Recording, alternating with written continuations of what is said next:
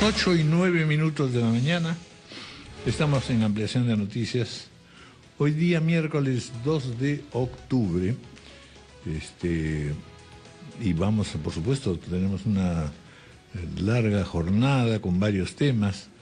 Muy buenos días, Patricia. Muy buenos días, Raúl, ¿cómo están todos? Ricardo, bueno, pues ayer hemos tenido celebraciones por todos lados, pero además bastante chamba periodística. Ha habido cantidades de noticias. Quizá la más sorprendente, no sorprendente, pero sí la que más ha llamado la atención son las sorpresas que permanentemente viene dando el Papa Francisco I. Realmente se ha convertido en un personaje casi de novela. Tiene frases además que parecen de Julio Cortázar, ¿no? Argentino al fin y al cabo. Argentino al fin y al cabo, efectivamente. Es una cosa impresionante, pero sin duda estamos asistiendo a una gran revolución en la Iglesia. Así es. Y lo que se preguntaban muchos analistas y observadores era precisamente eso, es decir, no tenía muchas posibilidades de hacer otra cosa. La Iglesia estaba en una situación complicada y necesitaba efectivamente revitalizarse. Además, Raúl, creo que tiene este rasgo de los revolucionarios humildes, que resultan siendo los que más consiguen y los que más miedo les dan a los conservadores, ¿no? Sí, claro, porque van desde la humildad, ¿no? Con sus cambios y sus opiniones. Bueno, en eso sigue una tradición profunda de la Iglesia, ¿verdad? Así es. Desde el mensaje del propio Cristo. Bueno, ya estamos con nuestro primer invitado, el señor presidente de la región Apurímac, el señor Elías Segovia Ruiz. Bienvenido, gracias por estar con nosotros. Don Robert, muchas gracias a ustedes. Bienvenido. La minería informal en esa región. A ver qué cosa nos dice. En realidad hemos conversado allí con el señor Hernán de la Cruz, presidente de la Federación de Mineros. Apurímac es una de las 4 regiones donde hay un paro indefinido de los mineros. Y distingamos primero si son en verdad informales o ilegales. En fin, ¿cómo ve el problema sobre el cual en verdad hasta el momento la prensa no solo está preocupada por los excesos y la violencia, sino además porque está planteando que cada región minera donde está teniendo ese problema de ilegalidad o de informalidad tiene que ser observada y tratada de manera distinta. No es la misma casuística la del Puerto Maldonado que la de Arequipa o la de Apurímac. A ver, caractericemos el problema apurimeño. Muchas gracias, buenos días a todos. Buenos días. En realidad, la minería artesanal se tiene que diferenciar. Primero, la minería de la selva, que es extracción y procesamiento, es diferente a la de la sierra. Ejemplo en Apurímac es extracción y luego la venta a las plantas concentradoras que están concentradas, valga la redundancia, en Nazca. En este interín de cosas se genera una explotación al campesino. Por eso nosotros planteamos diferenciar muchas cosas. Primero, diferenciemos las empresas que invierten en las concesiones serias, ejemplo, Extrata en Las Bambas, pero también diferenciemos a los extorsionadores que consiguen la concesión de unas cuantas cuadrículas y explotan al campesino que siempre ha hecho minería. Además de esto, tenemos que diferenciar el minero artesanal, que es campesino oriundo de la zona, con el traficante que se traslada de otras regiones. De manera que esto creo que es un tema de normatividad. Mucho vemos el tema ambiental en la selva, pero en la sierra es diferente.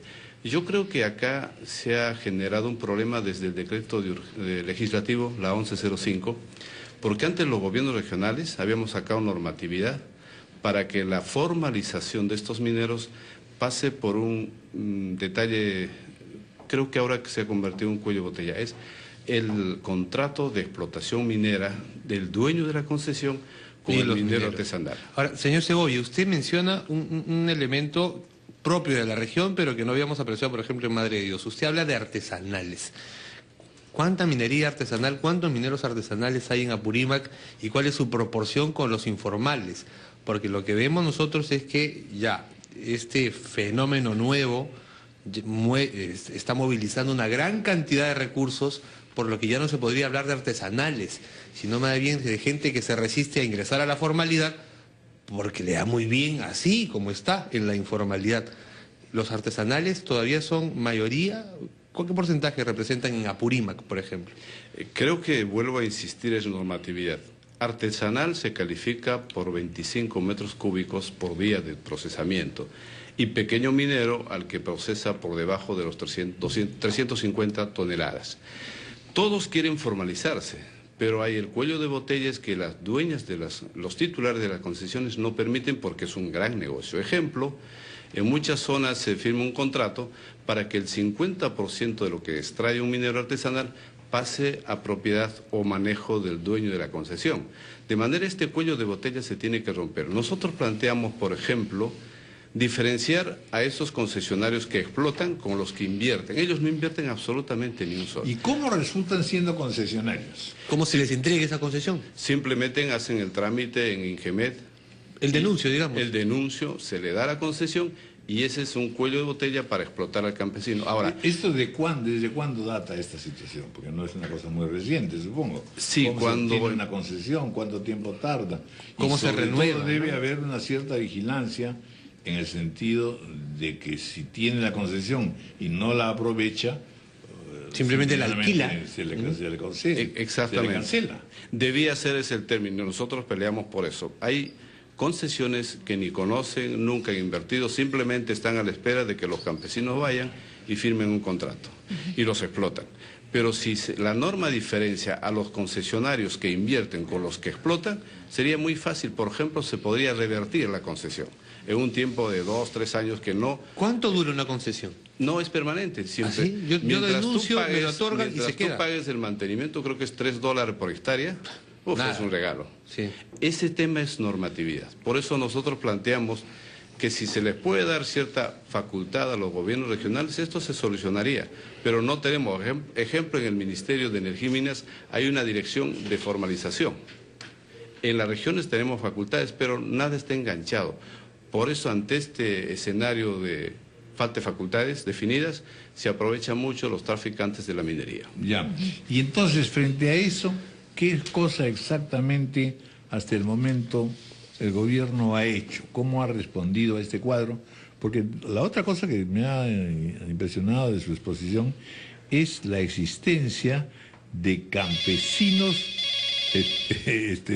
mineros. Es decir, es una situación ya absolutamente insólita, porque esto es obra y producto de la pura casualidad. ¿Cómo es que pueden tener una, por así decirlo, bioperacionalidad? Sí, el campesino minero ya no es el campesino agrícola. Tenemos, perdón, un ratito, un rotafono. Sí, buenos días. Bien, 8:21, continuamos con Ampliación de Noticias. Estamos conversando con el presidente de la región Apurímac, Elías Segovia Ruiz. Bueno, pues la situación ciertamente es complicada. No hay un enfoque desde la administración central, al parecer, muy adecuado. Y en ese sentido, ¿hasta dónde la región y especialmente usted, señor Elías Segovia, están en capacidad de poder explicar la situación al gobierno central y en alguna medida encontrar una salida? La verdad es que el tema de la informalidad y de la ilegalidad minera, pese a sus diferencias regionales, data de muy antiguo y es un fenómeno que se ha dejado crecer por inactividad del Estado, por un lado, porque además, en realidad, si uno se pone desde la perspectiva de la población y sus ingresos como campesino o sus ingresos como comerciante son tales y cuales, tiene una tentación mayor, pues gracias a la minería, ¿no es cierto? Entonces, ¿cuánto de eso se comprende desde Lima? Sí, don Raúl, creo que usted ha dicho, este es un tema que viene de hace muchos años. El campesino, en sus tiempos libres después de la etapa de cosecha y siembra, se dedicaba a la minería. En ese momento la minería existía, pero no había la explotación de los concesionarios. ¿Qué han hecho? Concesionan un espacio, coordinan con las autoridades y explotan a los campesinos. Este es un Claro, tema... ahí ya está el germen del problema social. Sí, este es un tema que se ha generado con este decreto legislativo 1105, donde se abre la ventanilla única y todo el mundo declara que es minero artesanal. No hay posibilidad de formalizar si es que no normamos que los titulares de las concesiones estén obligados a tomar como un negocio compartido con la gente. Si no hay este documento, no se puede formalizar. En Apurímac tenemos más de 7.000 mineros artesanales. Ninguno está formalizado, porque este es un cuello de botella. Pero este tema no es cuestión de solo interdicción, es generar normatividad diferenciada para la sierra, para la selva e incluso para la costa. Ejemplo, hay plantas concentradoras que compran extorsionando a los campesinos que llevan su mineral a precios pues realmente, ¿qué le digo?, abusivos, y ni siquiera el campesino sabe cuál es la ley de su producto. De manera que esto se tiene que actuar. La interdicción debe ser de encima. Ejemplo, controlar a las plantas procesadoras, cómo trabajan, cómo después se logra exportar oro con empresas serias. ¿Y eso no lo hace el Ministerio de Energía y Minas? No lo ven, creo que no lo ven, por eso insistimos nosotros. Yo pongo un ejemplo, don Raúl. Cuando las facultades estaban en los gobiernos regionales, ejemplo en el de Apurímac, nosotros dimos una norma regional donde para ser minero artesanal primero tienes que tener el documento de contrato de explotación. Si no es eso, no te puedes inscribir como minero.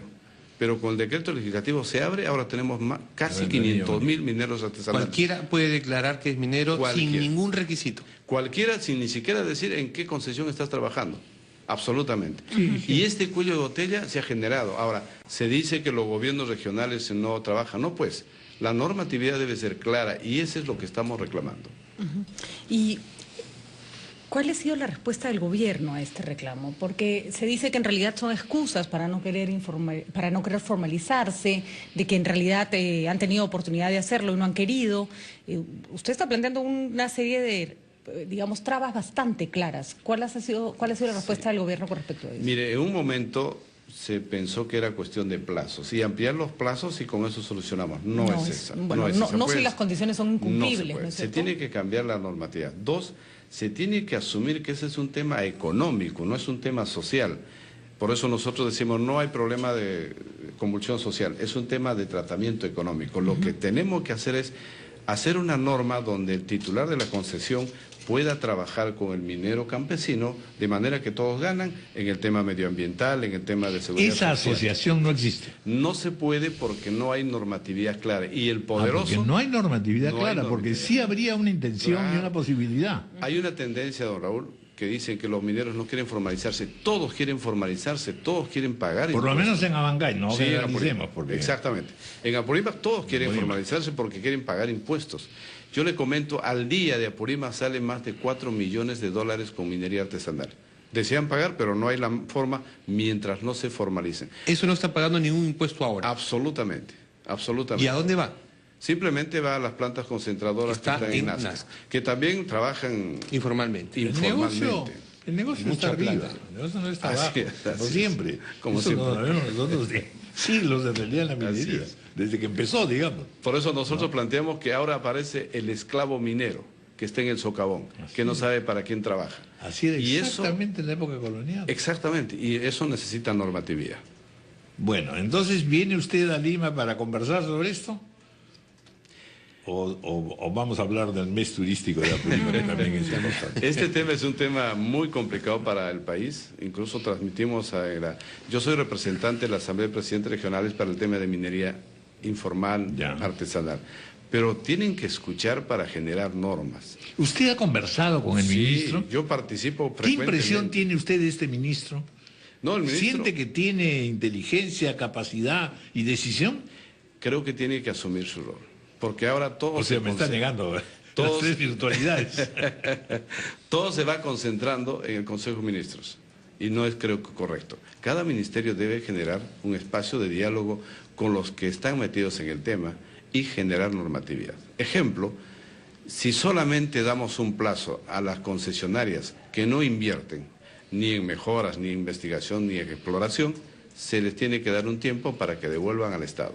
En ese caso, sí estarían obligados, por beneficio propio, de hacer trato comercial con los campesinos de la zona. Eso no se permite porque es un gran negocio, como usted lo ha dicho. Ejemplo, en Patás, el 50% de lo que sacan se la dan al concesionario. Y el campesino se queda con 10-15%. Claro. Esos nunca van a firmar, porque no les conviene. Por eso este es un tema de negociación y normatividad. Sí, pero es que ahí, en realidad, Lo curioso es cuando pasan estas crisis, en general, sobre todo desde la perspectiva urbana, es lo que está faltando es autoridad. Tiene que entrar a la fuerza y tiene que imponerse la policía y la ley. Y no es así en realidad. Es decir, hay todo un contexto social y sobre todo económico que es el que manda. Porque finalmente yo encontraré, y eso pasa en todo el Perú, encontraré una fórmula para sobrevivir. No me venga a decir si soy informal, ilegal o formal. Yo necesito sobrevivir. Y en esa sobrevivencia tengo capas que me explotan, otros que me ayudan, y ahí está el dilema. Sí, de verdad que todos saben lo que pasa. Ejemplo, el transporte de los minerales hasta Nazca no tiene ningún documento. Obviamente hay extorsión, hay cosas en el camino. La empresa que compra, procesa y exporta legalmente. Aparentemente ahí se limpia todo, pero allí debe caer la SUNAT. ¿De dónde ha comprado? ¿Cómo ha comprado? ¿Quién es el productor? Por eso nosotros planteamos la interdicción tiene que ser con mucha inteligencia de arriba para abajo. Porque si vas rompiendo los eslabones de explotación, el minero artesanal va a ver que su gobierno sí le da el espacio porque económicamente la agricultura no es rentable y una opción complementaria es la minería. Muy interesante. Bueno, mes turístico de Apurímac 2013, del 27 de septiembre al 9 de noviembre. Sí, don Raúl, estamos en un trabajo. Primero, alguna vez conversamos con usted, declaramos Apurímac región agrominera turística, para que no haya pues el que sí al agua, no a la mina. No, este es al inverso. Como en un momento vimos en alguna protesta, don Raúl, no a la minería, aumento de canon, o sea, las contradicciones curiosas. En este caso nosotros estamos generando un espacio turístico y hemos programado un mes turístico donde hay muchas actividades. Ejemplo, hay una maratón que viene desde Chojequirao hasta Saigüite, más o menos haciendo la alusión de muchos años atrás de cómo trabajaban los incas. Dos, tenemos en la ruta de donde están las empresas mineras una competencia de motocross que le hemos denominado por el circuito del oro, porque tenemos mucho oro, pero también tenemos un evento importante en Andahuaylas el 13 de octubre, que es la primera competencia descentralizada de motocross en el sur, donde participan todo tipo de competidores internacionales. Es por primera vez una competencia que se registra dentro del Campeonato Nacional de Motocross. Eso se va a hacer en Andahuaylas el 13 de octubre. Y en el caso de Apurímac tenemos motocross, tenemos parapente, tenemos canotaje, el chasquitón que viene desde Chojequirao a Saigüite, que son eventos que nos permite generar una cultura de turismo, que es lo que estamos trabajando, porque ante la definición de lanzamiento de Teleférico a Chojequirao tenemos que trabajar que la gente sienta que el turismo es una gran opción económica, una gran opción laboral, y eso estamos generando, una cultura de turismo. ¿Cómo va lo del teleférico? Está muy bien, estos días probablemente tengamos un Consejo de Ministros descentralizado en Apurímac y según vemos ese día el mismo presidente lo va a lanzar. Creo que todos los estudios están concluidos, ahora se le hemos entregado a manos del Gobierno Central mediante el Ministerio de Vivienda y Construcción y con esto estaríamos cambiando la historia no solo del sur sino del país, porque es un nuevo circuito complementario a Machu Picchu, a Cusco, a Vilcashuamán en Ayacucho y el Gran Cañón de la Apurímac, que está demostrado que es el más profundo del mundo. Y eso es un atractivo que todavía no está ofertado en el tema turístico al mundo. Hay que ir a descubrir Apurímac, doctor. Exactamente, creo que estamos armando un nuevo Apurímac donde sí se puede convivir con minería responsable, medio ambiente bien trabajado, socialmente bien trabajado, con agricultura, ganadería y turismo. El entusiasmo del presidente. Nos ha contagiado a todos. Yo no he ido a Apurímac, así que ya tengo un viaje pendiente y un destino tiene futuro. que analizar este funicular. Por lo pronto. Y su visión, ¿no? Apurímac, región agrominera turística. Eso también es otra cosa interesantísima. No tiene por qué. Integrar, no tiene por qué excluir. Que tú sabes que en esa combinatoria podemos decir que está la más antigua de las tradiciones prehispánicas. Esta combinación de minería y la agricultura. Sí, creo que... Esa es la base del poder imperial. Sinceremos el discurso, don Raúl. porque a veces el tema medioambiental se convierte en un discurso político, el tema minero artesanal se convierte en un discurso político. No, es un tema técnico. Por eso nosotros, por ejemplo, le comento, no hemos instalado la Oficina de Gestión de Conflictos en Apurímac, porque al instalarse generamos conflictos. De manera que el gobierno regional y los gobiernos municipales asuman su responsabilidad, hacer que el ambiente sea una paz social, proteger la gran inversión minera, que también es nuestra opción, y también trabajar en el tema de que la riqueza de la minería genere desarrollo. Muy bien, bueno, muy razonable y muy interesante todo lo que nos ha dicho el señor presidente del regional. Y adelante, por supuesto, también con el mes turístico. Muchas gracias y saludarlos a ustedes por el día de ayer. Un abrazo por el día de ayer. Muchas gracias. 8:34 de la mañana. Vamos a hacer una pausa y luego hablaremos de otro tema también igualmente importante, que es el Observatorio Ciudadano Lima, ¿cómo vamos? Es la tercera versión que nos da, por supuesto, una radiografía, ya no del oro y el moro, pero sí de los problemas que Lima presenta. Una pausa.